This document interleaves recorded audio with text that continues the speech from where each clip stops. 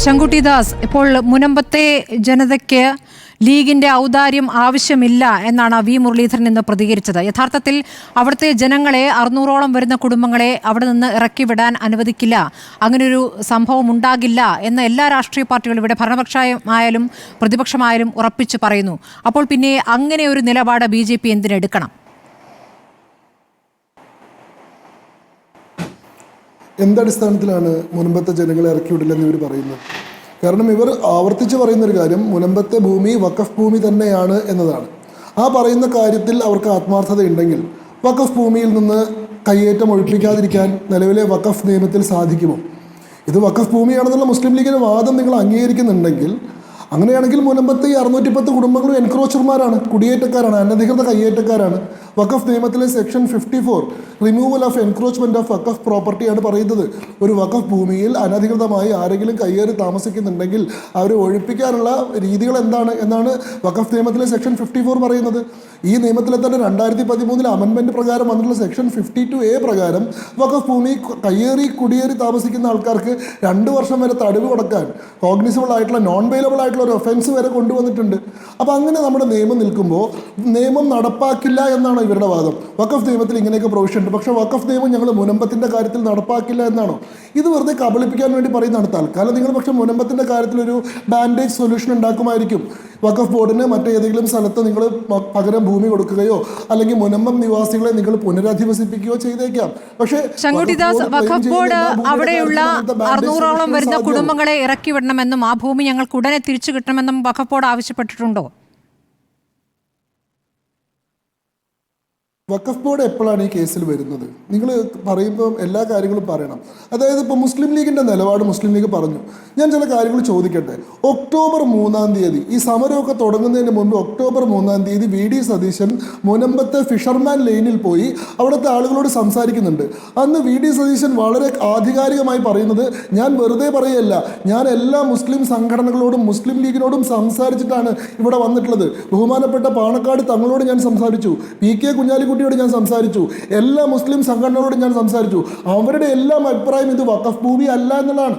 ഇത് വഖഫ് ഭൂമിയേ അല്ല. പിന്നെ എന്തിനാണ് നിങ്ങൾ ഇവിടുന്ന് ഇറക്കി വിടുന്നത്? നിങ്ങൾ ഇവിടുന്ന് ഇറക്കി വിടുന്ന ഒരു നിലപാട് ആർക്കുമില്ല. നിങ്ങൾക്ക് വേണമെങ്കിൽ പരിശോധിക്കാം. ഇന്ന് ഒക്ടോബർ 3 അതിൻ്റെ വീഡിയോ ക്ലിപ്പ് എൻ്റെ കയ്യിലുണ്ട്. അതിനുശേഷം ഈ 7 ദിവസം മുൻപ് ഈ പറയുന്ന ഡിസംബർ 2 നിരാഹാര സമരത്തിൻ്റെ 51ാമത്തെ ദിവസം, ഇന്നിപ്പോൾ നിരാഹാര സമരം തുടങ്ങിയിട്ട് 58 ദിവസമായല്ലോ. 51ാമത്തെ ദിവസം വീണ്ടും VD സതീശൻ അവിടെ വന്നിട്ടുണ്ട്. അന്നും VD സതീശൻ മാധ്യമങ്ങൾക്ക് മുമ്പിൽ പറഞ്ഞത് ഇത് വഖഫ് ഭൂമി അല്ല എന്നുള്ളതാണ് UDFന്റെ അഭിപ്രായം. ആ കാര്യത്തിൽ യാതൊരു സംശയവും. ഇതിൽ അഭിപ്രായങ്ങളല്ലല്ലോ, എന്താണ് രേഖകളിൽ ഉള്ളത് എന്നല്ലേ പ്രധാനം. ശങ്കുട്ടി ദാസ്, MA നിസാർ റിപ്പോർട്ട് എന്താണ് നിസാർ കമ്മീഷന്റെ റിപ്പോർട്ട് എന്താണ്? രേഖകളിലുള്ളത് എന്താണെന്ന് ഞാൻ പറയാം. അതിനു മുമ്പ് ഞാൻ പറഞ്ഞു തുടങ്ങിയ കാര്യം ഞാനൊന്ന് മുഴുപ്പിക്കട്ടെ. ഞാൻ ഈ ചർച്ചയിൽ അരമണിക്കൂർ കാത്തിരുന്നല്ലോ എൻ്റെ ഊഴത്തിന് വേണ്ടി. ഈ നവംബർ 18 പാലക്കാട് തെരഞ്ഞെടുപ്പ് നടക്കുന്നതിൻ്റെ തലേ ദിവസം അന്ന് പാണക്കാട് തങ്ങൾ, PK കുഞ്ഞാലിക്കുട്ടി, മുസ്ലിം ലീഗിൻ്റെ നിയമകാര്യ വിദഗ്ധനായിട്ടുള്ള മുഹമ്മദ് ഷാ എന്നിവർ ഉൾപ്പെടുന്ന ആളുകൾ എറണാകുളത്ത് പോയിട്ട് വാരാപ്പുഴ അതിരൂപതയിൽ ചെന്ന് ലത്തീൻ കത്തോലിക്ക സഭയുടെ മെത്രാന്മാരുമായും ബിഷപ്പുമായും കൂടിക്കാഴ്ച നടത്തി. ആ കൂടിക്കാഴ്ചയിൽ മുനമ്പത്തിൽ യാതൊരു തരത്തിലുള്ള ആശങ്കയ്ക്കും വകയില്ല എന്ന് പറഞ്ഞു. തെരഞ്ഞെടുപ്പ് കഴിഞ്ഞപ്പോൾ നവംബർ 18 കൂടി പാലക്കാട് തെരഞ്ഞെടുപ്പ് കഴിഞ്ഞു. ഇപ്പോൾ ഇവരുടെ വലിയ പ്രയോറിറ്റി എന്താണ്? മുനമ്പത്തെ ജനങ്ങളല്ല. ഇപ്പോഴത്തെ ഇവരുടെ വലിയ പ്രയോറിറ്റി എന്താണ്? സമസ്തയിൽ നടക്കുന്ന സംഘർഷമാണ്. സമസ്തയിൽ 2 വിഭാഗങ്ങളായിട്ട് മുനമ്പത്തെ ഭൂമി വഖഫ് ഭൂമി തന്നെയാണ്, അത് വഖഫ് ഭൂമി അല്ലെന്ന് പറയാൻ മുസ്ലിം ലീഗിന് എന്ത് അവകാശം എന്ന് ചോദിക്കുന്നു. ഉമർ ഫൈസി മുക്കത്തിൻ്റെ നേതൃത്വത്തിൽ ഒരു വിഭാഗമുണ്ട്. 2 വിഭാഗക്കാർക്കും 10 പേരെ വെച്ച് പ്രതിനിധികളായിട്ട് ചർച്ചയിൽ പങ്കെടുക്കാമെന്നായിരുന്നു ഇന്നലെ പറഞ്ഞത്. ഇന്ന് നടന്നിട്ടുള്ള ചർച്ചയിൽ 10 പ്രതിനിധികൾ പങ്കെടുത്തിട്ടില്ല. അത് വേറെ വിഷയം, അത് ഒരുപാട് വിഷയങ്ങളുണ്ട് ശങ്കുട്ടി ദാസ്. അത് മുനമ്പം വിഷയം ചർച്ച ചെയ്യാനല്ല എന്ന് അവർ യോഗം കൂടിയത്. VD സതീശൻ മുനമ്പത്തെ ജനങ്ങളോട് നുണ പറയുകയായിരുന്നു. എല്ലാ മുസ്ലിം സംഘടനകളും ഈ അഭിപ്രായക്കാരാണ്. നമുക്ക് ഇതിലൊരു കോൺഗ്രസ് പ്രതിനിധി ഇല്ല എന്നുള്ളതൊരു പോരായ്മയുണ്ട്. പക്ഷെ ഞാൻ തങ്ങളോട് അഭിപ്രായം കിട്ടാൻ വേണ്ടി ചോദിക്കുകയാണ്. ഇപ്പോൾ അവരെ സമാശ്വസിപ്പിക്കാൻ വേണ്ടി പറയേണ്ട ഒരു കാര്യം, അവരെ അവിടെ നിന്ന് ഇറക്കി വിടില്ല എന്നൊരു ഉറപ്പ് നൽകൽ തന്നെയാണ്. ആ ഉറപ്പാണ് ഇവിടെ എല്ലാ രാഷ്ട്രീയ പാർട്ടികളും, കോൺഗ്രസ് ആയാലും CPM ആയാലും മുസ്ലിം ലീഗ് ആയാലും നൽകിയിട്ടുള്ളത്. താങ്കൾ പറഞ്ഞത് ശരിയാണ്. PK കുഞ്ഞാലിക്കുട്ടിയും സാദിഖ് അലി തങ്ങളും വരാപ്പുഴ ബിഷപ്പിനെ പോയി കണ്ടു. അതിനുശേഷം ഇരു കൂട്ടരും തമ്മിലാണല്ലോ മാധ്യമങ്ങളെ കണ്ടത്. അവർക്കിടയിൽ ഭിന്നിപ്പില്ല. ഭിന്നിപ്പുണ്ടാക്കാൻ ശ്രമിക്കുന്നത് നിങ്ങളാണെന്നാണ് പറയുന്നത്. നിങ്ങളുടെ അജണ്ടയിൽ വീഴരുത് എന്നാണ് VD സതീശൻ മുന്നറിയിപ്പ് നൽകുന്നത്. അതുകൊണ്ടാണോ താങ്കൾ ഇപ്പോൾ VDക്കെതിരെ മാത്രം പറഞ്ഞുകൊണ്ടിരിക്കുന്നത്? അല്ല, ഞാൻ ചോദിക്കട്ടെ, ഞങ്ങൾ എവിടെയാണ് ഈ ചിത്രത്തിൽ വന്നത്? ഞങ്ങൾ ഭിന്നിപ്പിക്കുകയാണെന്ന് നിങ്ങൾ പറയുന്നു. ഞങ്ങൾ ഇതിൽ എന്താ ചെയ്യുന്നത്?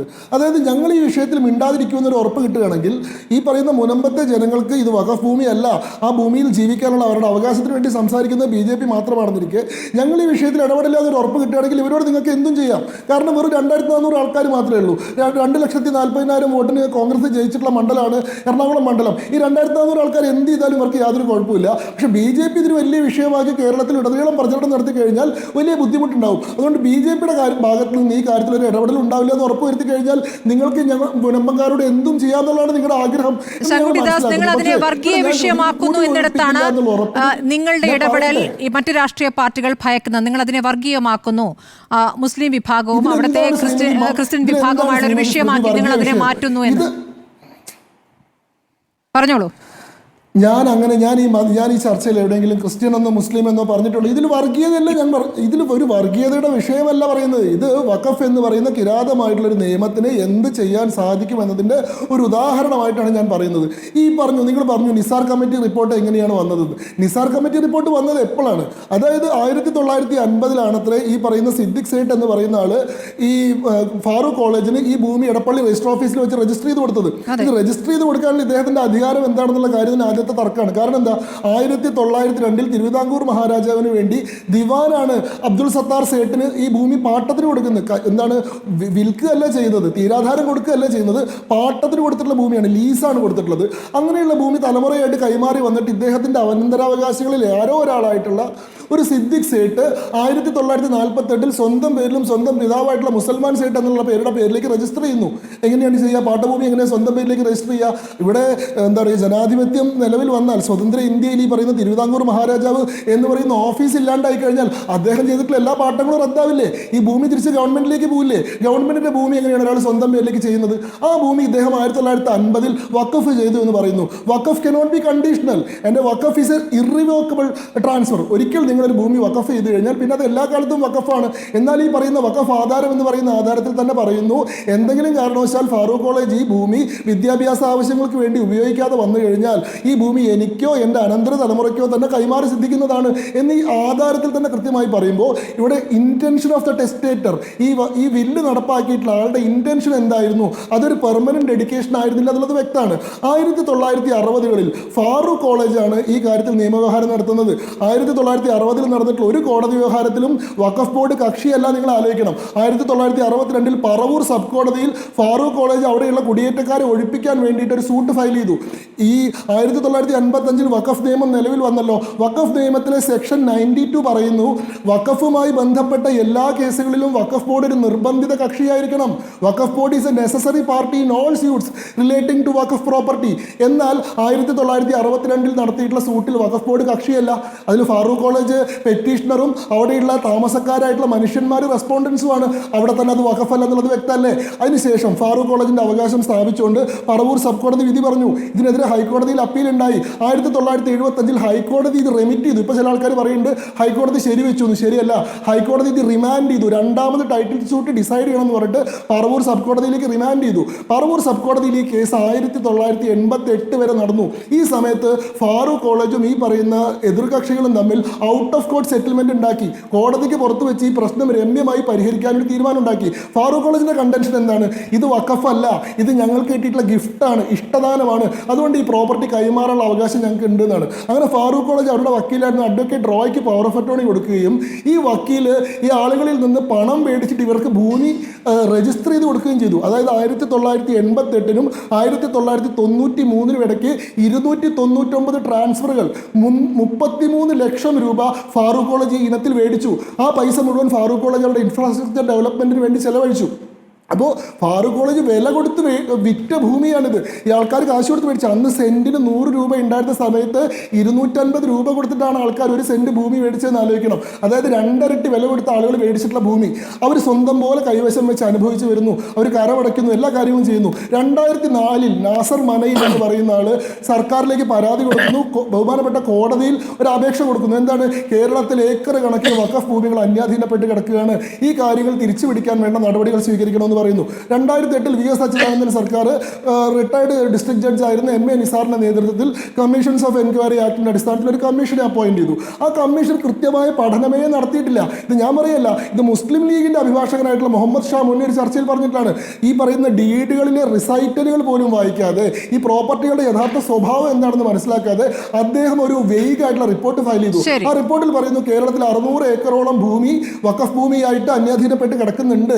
അതിൽ തന്നെ ഏറ്റവും കൂടുതൽ അന്യാധീനപ്പെട്ട് കിടക്കുന്നത് മുനമ്പത്താണ്. 400 ഏക്കറോളം ഭൂമി, അതിൽ 188 ഏക്കർ ഭൂമി ഇതിനകം കൈമാറ്റം ചെയ്യപ്പെട്ട് കഴിഞ്ഞിരിക്കുന്നു. ഇത് തിരിച്ചു പിടിക്കണമെന്ന് പറഞ്ഞു. ഇത് തിരിച്ചു പിടിക്കണമെന്ന് പറഞ്ഞതിന്റെ അടിസ്ഥാനത്തിൽ VS അച്യുതാനന്ദൻ സർക്കാർ 2010 ഗവൺമെന്റ് ഓർഡർ പുറപ്പെടുവിച്ചു. ഈ ഓർഡറിൽ പറയുന്നത് MA നിസാർ കമ്മിറ്റി റിപ്പോർട്ടിന്റെ അടിസ്ഥാനത്തിൽ അന്യാധീനപ്പെട്ട വഖഫ് ഭൂമികൾ തിരിച്ചു പിടിക്കണം എന്നുള്ളതാണ്. അതിന്റെ അടിസ്ഥാനത്തിൽ 2014 വീണ്ടും ഈ MA നിസാറും ഈ വഖഫ് സംരക്ഷണ സമിതിയും ഹൈക്കോടതിയെ സമീപിച്ചു. ഹൈക്കോടതി ഗവൺമെന്റ് ഓർഡർ 2010 ഗവൺമെന്റ് ഓർഡർ നടപ്പാക്കാൻ നിർദ്ദേശിച്ചു. അതിന്റെ അടിസ്ഥാനത്തിൽ 2019 വഖഫ് ട്രൈബ്യൂണൽ ഈ ഭൂമി സെക്ഷൻ 41 ഉപയോഗിച്ചുകൊണ്ട് സ്വന്തം പേരിൽ രജിസ്റ്റർ ചെയ്യുകയും വഖഫിന്റെ ആസ്തി രജിസ്റ്ററിലേക്ക് ഈ മുനമ്പത്തെ ഭൂമി മുഴുവൻ, ഇപ്പൊ മുനമ്പത്ത് 404 ഏക്കർ ഭൂമി പോലും ഇല്ല. അതാണ് ഇതിലത്തെ ഏറ്റവും വലിയ തമാശ. 2022 റവന്യൂ ഡിപ്പാർട്ട്മെന്റ് ഫയൽ ചെയ്തിട്ടുള്ള അഫിഡവിറ്റ് പ്രകാരം പറയുന്നത് ആ പ്രദേശത്ത് ഇപ്പോൾ 202 ഏക്കർ ഭൂമിയേ ഉള്ളൂ, ബാക്കി ഭൂമി കടലെടുത്ത് പോയിട്ടുണ്ട് എന്നുള്ളതാണ്. എന്നാൽ വഖഫ് ബോർഡ് അതിന്റെ ആസ്തി രജിസ്റ്ററിൽ 404 ഏക്കർ ഭൂമി ഞങ്ങൾക്ക് മുനമ്പത്തുണ്ട് എന്ന് രജിസ്റ്റർ ചെയ്തു. ഇതിന്റെ അടിസ്ഥാനത്തിൽ അവിടെയുള്ള ആളുകൾക്ക് കരമടക്കാൻ കഴിയാത്ത സാഹചര്യം വന്നു. കരമടയ്ക്കാൻ അവിടെ ഹൈക്കോടതിയുടെ സിംഗിൾ ബെഞ്ച് പെർമിഷൻ കൊടുത്തിട്ടും കേരള നിയമസഭയിൽ UDF LDF സംയുക്തമായി ഇടപെട്ടുകൊണ്ട് കയ്യേറ്റക്കാർക്ക്, കുടിയേറ്റക്കാർക്ക് നികുതി അടക്കാനുള്ള അവകാശം ഇല്ലാതെ റവന്യൂ വകുപ്പ് ഈ മനുഷ്യാവകാശം എന്ന നിലയ്ക്ക് ഇവർക്ക് കരമടയ്ക്കാനുള്ള അനുമതി നൽകിയിരുന്നു. അതാണ് ഏറ്റവും ഒടുവിലത്തെ സ്ഥിതി. താങ്കളിപ്പോൾ ഈ കോടതി നടപടികൾ, പഴയ കാര്യങ്ങൾ മുഴുവൻ വിശദീകരിച്ച് പറഞ്ഞല്ലോ. ഏറ്റവും ഒടുവിൽ ഇപ്പോൾ കോടതി ഉത്തരവ് എന്താണ്? ഈ വഖഫ് സംരക്ഷണ സമിതിക്കാരുടെ ഹർജിയിൽ സർക്കാർ തീരുമാനത്തിന് കോടതി സ്റ്റേ എന്നുള്ളതാണല്ലോ. സർക്കാർ തീരുമാനത്തിന് കോടതി സ്റ്റേ. അപ്പോൾ കോടതിയിലാണ് കാര്യം അല്ലേ?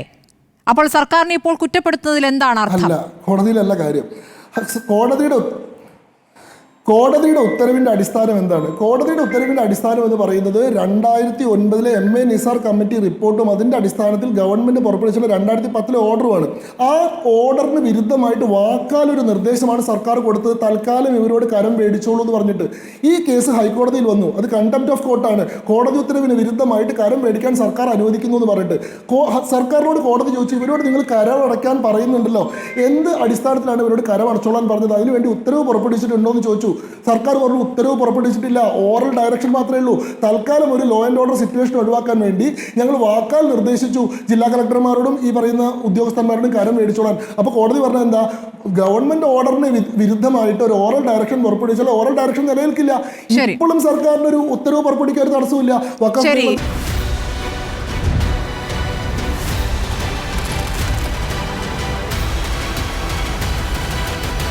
ഡിബേറ്റ് വിത്ത് സ്മൃതി പരുത്തിക്കാട്.